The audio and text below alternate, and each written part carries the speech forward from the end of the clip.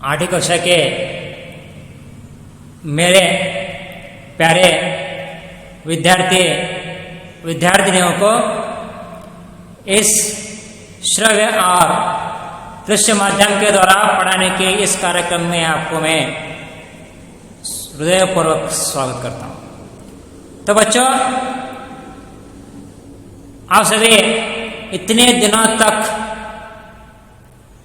इस श्रव्य और दृश्य माध्यम के द्वारा ग्रुप बनाकर ऑफलाइन के तौर पर हम लोग वीडियो आपके घर तक पहुंचाने का जो काम कुछ चंद महीनों से करते आ रहे हैं। मुझे बहुत खुशी होती है कि इस बात को लेकर आपके सामने प्रस्तुत करने की हम वीडियो के साथ साथ ऑनलाइन क्लास भी 8वीं कक्षा के लिए शुरू किए हैं।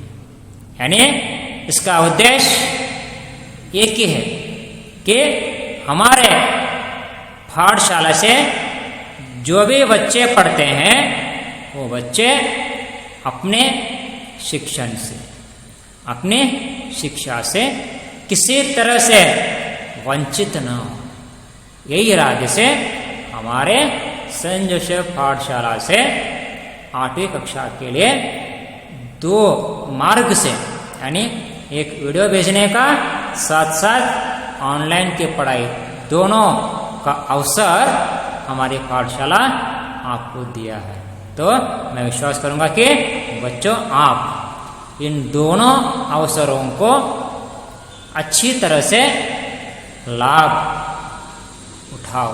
घर में बैठे बैठे आप पढ़ाई को ठीक ठाक से अच्छी तरह से पढ़ने की कोशिश करें। तो बच्चों, मैं आज आपके सामने 8वीं कक्षा के हिंदी विषय 5वां पाठ को लेकर चर्चा करने आपके सामने मौजूद है। ठीक है? तो बच्चों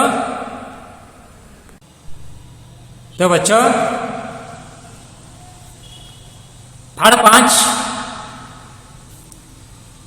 महात्मा गांधी जी कौन है?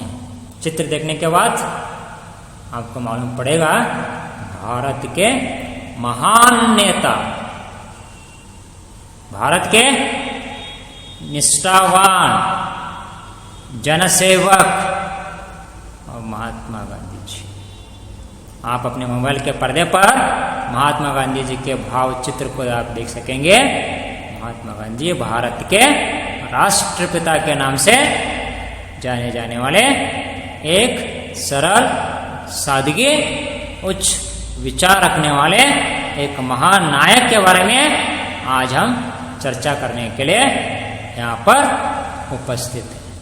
तो बच्चों, पाठ पढ़ने से पहले इस महान व्यक्ति के बारे में, स्वभाव के बारे में जान लेना अत्यंत आवश्यक है। ये महान व्यक्ति महात्मा गांधी जी अपने जीवन में हमेशा सादगी को अपनाते थे, हमेशा सरलता को अपनाते थे।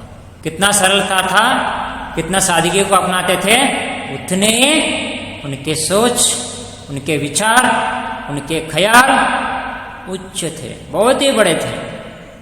शायद आप महात्मा गांधी जी के थॉट्स पढ़ते हैं, उनके विचारों के बारे में पढ़ते हैं, तो आपका मन उमड़ कर आएगा। आप में कुछ ना कुछ बदलाव जरूर देखने को मिलेगा। ऐसा एक महान व्यक्तित्व वाले महात्मा गांधी जी के पाठ आपके लिए रखे हैं, तो आप अपने आप को सौभाग्यशाली समझ लेना चाहिए। पाठ पढ़ने से पहले, पाठ पढ़ने से बच्चे इस पाठ से क्या जानकारी हासिल करते हैं उसके बारे में देखें। तो बच्चे, इस पाठ पढ़ने से यह सीख लेते हैं। क्या सीखते हैं? महात्मा गांधी जी के स्वभाव के बारे में जानते हैं। मैंने बताया था महात्मा गांधी जी, देखो चित्र में देखो कितनी सादगी है, कितने सरलता झलक रही है। उनके जीवन से हमें यह मालूम होता है कि वे सरलता को अपनाने वाले व्यक्ति थे। ज्यादातर सादगी को पसंद करते थे। ऐशाराम की चीजों से वे दूर रहा करते थे। देखो कितने सादगी है। चित्र के साथ मैं आपको बताने की कोशिश कर रहा हूं कि महात्मा गांधी जी के चित्र है। स्वभाव के बारे में चर्चा करना है तो उस व्यक्ति को देखने के बाद हमें मालूम पड़ता है कि यह व्यक्ति कितने सादगी है, कितने सरलता से अपनी जिंदगी बिताने की उम्मीद रखते हैं, इच्छा करते हैं। वो अपने जीवन में 3 बातों को गौर किए थे। ज्यादातर 3 बातों का अनुकरण किए थे। उस बातों के मुखे वे अपना जिंदगी गुजारा करना चाहते थे। पहला वन था सत्य, यानी महात्मा गांधी जी हमेशा सत्य की राह पर चलने का इरादा व्यक्त करते थे और हर किसी को बताते थे कि सत्य को अपनाओ, सच्चाई का पालन करो, सत्य के मार्ग पर चलो। हमेशा सत्य बोलने के अभ्यास करो, दूसरों को सत्य बोलने का एनकरेज किया करो। इसलिए महात्मा गांधी जी का एक उद्घोष था, एक घोषणा था, सत्यमेव जयते। अंत में सत्य की जीत होगी। इसलिए बच्चों से वे निवेदन करते हैं कि बच्चे इस पाठ को पढ़ने से सत्य को अपना सके, सत्य की राह पर चल सके, सच्चाई का पालन कर सके, हमेशा सत्य बोलने के प्रयत्न करें। आज के बच्चे मुंह खोले तो झूठ की बात। इसलिए इस पाठ रखा गया है कि बच्चे सत्य बोलने के अभ्यास करें। जिस तरह से महात्मा गांधी जी भारत को अंग्रेजों के हाथों से मुक्त कराने के लिए सत्य के मार्ग को अपनाया था, वैसे ही अहिंसा का तत्व का पालन किया था। अहिंसा का तत्व, अहिंसा का अर्थ है किसी को चोट न लगे, किसी को दुख न लगे, आपकी बातों से दूसरे व्यक्ति किसी का मन दुखी का महसूस ना हो। सही है? मारपीट करके उसका जीवन का अंत ना करो। ऐसे हिंसा के मार्ग के बदले अहिंसा के तत्व पर जो चलते हैं वही आपकी जीत के इशारा है। इसलिए क्या है, महात्मा गांधी जी अपने जीवित काल में सत्य बोलने के अभ्यास किया, सत्य की राह पर चलने के लिए सबको एनकरेज किया, साथ में अहिंसा तत्व पर अपना जीवन निर्वाह करने के लिए बता दी। और तीसरा वन था धर्म। धर्म, धर्म यानी अपना कर्तव्य, अपना जिम्मेदारी, अपना जवाबदारी। अपना कर्तव्य क्या है समझकर उस कर्तव्य निभाने के लिए न हिचकिचाते हुए आगे बढ़ना। हर किसी व्यक्ति को अपने कुछ जिम्मेदारियां होते हैं, उस जिम्मेदारियों को क्या करना है, वफादारी से, निष्ठा से, प्रामाणिकता से निभाना है। इसलिए महात्मा गांधी जी को पाठ पढ़ने से, महात्मा गांधी जी का पाठ पढ़ने से बच्चे ये 3 बातों से अपने आप को प्रेरणा कर लेते हैं कि एनकरेज कर लेते हैं कि पहला वन था सत्य बोलना, तीसरा वन था अहिंसा के पथ पर चलना, अहिंसा के मार्ग को अपनाना, तीसरा वन अपना कर्तव्य क्या है समझकर उस कर्तव्य के प्रति निष्ठा जताना। ये जो है 3 बातों को अगर बच्चे अपने जीवन में अनुकरण करते हैं तो सदैव वे उनका जीवन फूलों की तरह खिल उठेगा। तो बच्चों अब तक हमने महात्मा गांधी जी के पाठ पढ़ने से जो हमें सीख मिलती है उसके बारे में हमने चर्चा की और सीख या संदेश जो पाते हैं हमने समझा। तो आगे बढ़ने से इस पाठ में आने वाले कुछ शब्दार्थ के बारे में, नए शब्दार्थ के बारे में जानकारी हासिल करना अत्यंत आवश्यक है। तो शब्दार्थ क्या है देखेंगे। तो बच्चों, शब्दार्थ है आजाद। आजाद यानी स्वतंत्र। मालूम है आप लोगों को? आप सभी आराम से आजाद है तो इसका किसके बदौलत? महात्मा गांधी जी के बदौलत। दूसरा वन, शर्मिला, लज्जाशील, सताना, तंग करना, निरीक्षण, जांच करना, हिज्जे, वर्तनी, इशारा, संकेत, कर्ज, रुना, बुद्धू, मूर्ख, हिम्मत, धैर्य, सजा, दंड, आदत, अभ्यास। ये जो है हाथ में आने वाले कुछ नए शब्दार्थ के बारे में हमने चर्चा की। तो बच्चों, पहले पैराग्राफ की तरफ मैं आप लोगों को ले चलूंगा।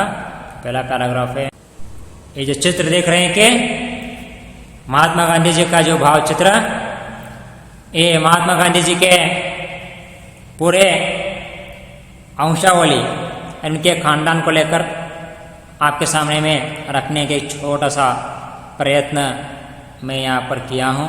ये जो है महात्मा गांधी जी के, उनके खानदान से जुड़े हुए, महात्मा गांधी जी के बाद कौन आए, उनके माता पिता कौन थे, ये पूरे लेकर यहाँ पर थोड़ा सा मैं आपको जानकारी देने की कोशिश किया हूँ। आप देख सकते हैं। मैं आगे बढ़ूंगा पहला पैराग्राफ की तरफ। तो मैंने बताया महात्मा गांधी जी महान पुरुष थे, महान व्यक्ति थे। ऐसा जनसेवक, ऐसे लोगों को पाना आज के जमाने में बहुत ही कम है।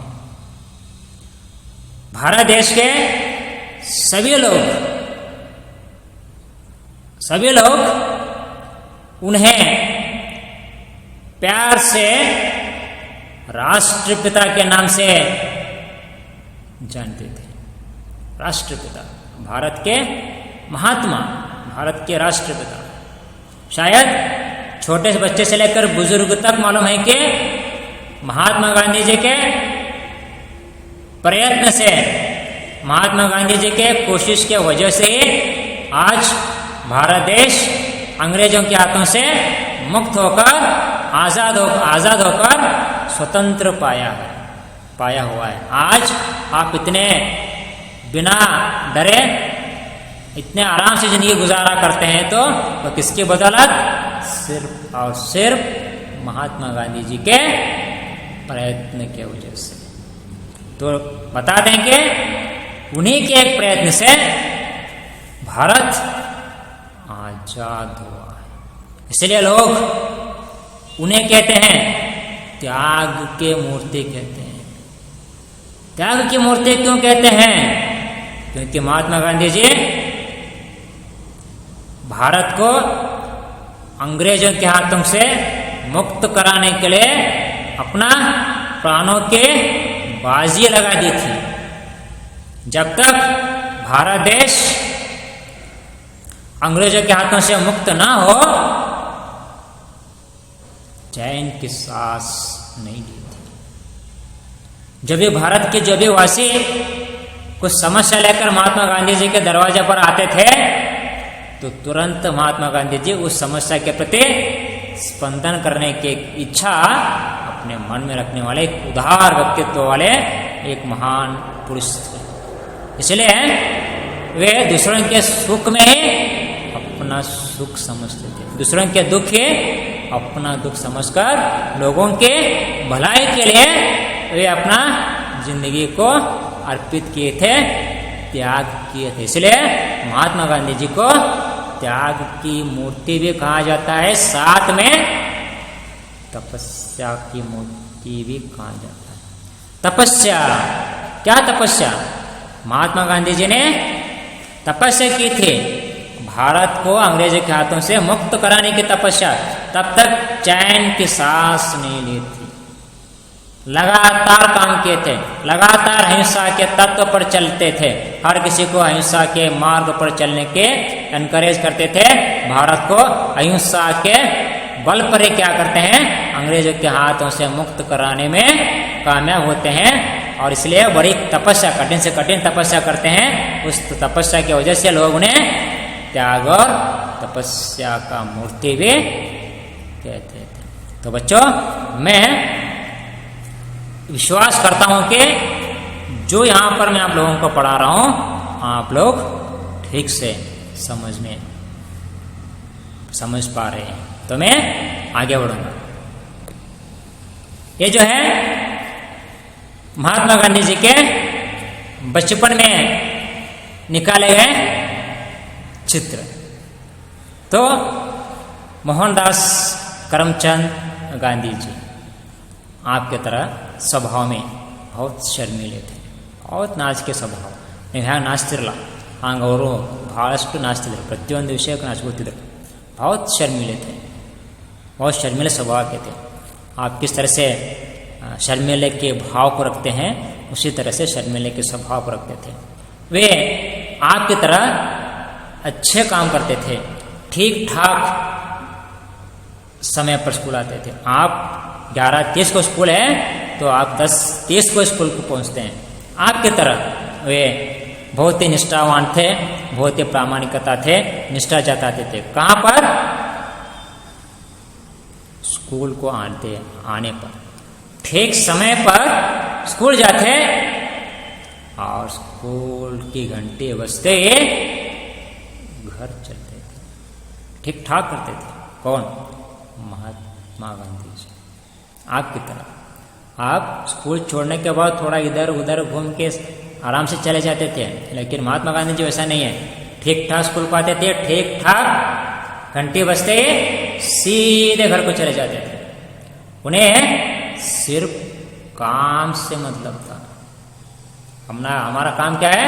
स्कूल को आना, यहाँ अच्छी तरह से पढ़ना, सीधा घर चले जाना, ये काम था. आपका भी काम वही है, लेकिन आपका काम भूलकर फुजूल के काम करते हैं. आपकी जो संबंध नहीं रखते हैं उन विचारों के बारे में ज्यादा चर्चा करते हैं, अपना दिन व्यर्थ कर लेते. महात्मा गांधी जी वैसा नहीं करते थे. वे ठीक ठाक समय पर स्कूल आते थे, घंटी बजते स्कूल चले जाते थे. उन्हें काम से मतलब था. कभी उन्होंने अपने जिंदगी में किसी को भी नहीं सताया, किसी को भी नहीं सताया था. ना ही वो किसी को चोट लगे ऐसे बात करें, ना ही वो दूसरों के बारे में किसी तरह से हल्के से बात करें, और ना ही उनके दोस्त उनके बारे में हल्के से बात करें. ये कभी भी नहीं हुआ था. कभी अपने जिंदगी में झूठ भी नहीं बोले थे. हमेशा सच बोलने के अभ्यास करते थे. हमेशा सच बोलने के अभ्यास करते थे. तो बच्चों, तो पहला पैराग्राफ और दूसरा पैराग्राफ को लेकर मैं आप लोगों तक आपको जो पढ़ा रहा हूं शायद आप लोग समझ पा रहे हैं. तो मैं पहला इस अवधि को यहीं पे समाप्त करना चाहता हूं. दूसरे अवधि में इस पाठ से संबंधित दूसरे विषय को लेकर हम चर्चा करेंगे. तो मैं विश्वास करता हूं कि महात्मा गांधी जी के संदेश, महात्मा गांधी जी के लेकर 2 पैराग्राफ आप अच्छी तरह से समझे होंगे. और दूसरे अवधि में मैं इस पाठ के दूसरे भाग में चर्चा करने के लिए बहुत जल्द आपके सामने में हाजिर होऊंगा. धन्यवाद.